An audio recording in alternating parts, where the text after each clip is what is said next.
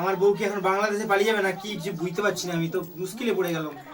সারা বিকালটা বসে কার্তিকের দোকানে মানে 2002 এর যে এসআইআর লিস্ট, তাতে বউয়ের বাপের আর মায়ের নাম পেলাম নি। আমার বউ কি এখন বাংলাদেশে পালিয়ে যাবে না কি কিছু বুঝতে পারছি না, আমি তো মুশকিলে পড়ে গেলাম। হ্যাঁ, 2002 এর লিস্টে আমার শ্বশুর শাশুড়ি কারো নাম নেই গো। আমার বউ মনে হয় বাংলাদেশ চলে যাবে।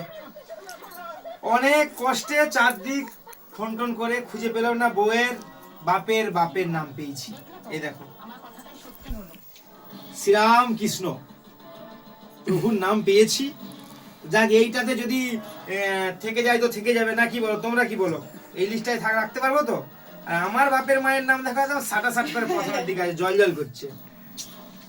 কি কাণ্ড এখন কে জানে, মাথা খারাপ।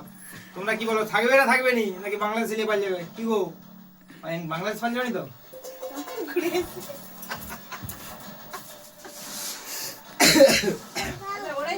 অ্যাকচুয়ালি ব্যাপারটা হচ্ছে যে মানে 2002 সালে যখন এসআইআর হয়, আজকের দিনে মানুষ যতটা সচেতন আছে আগেকার দিনে মানুষ যতটা সচেতন ছিল না। তো সেই সময় অনেকে কি হচ্ছে, কর্মসূত্রে বাইরে ছিল, তো কি হয়ে গেছে অতটা গুরুত্ব দেয়নি, জানেনি ভালো করে, আবার অনেকে ভোটার কার্ড তুলেও নি সেই সময়।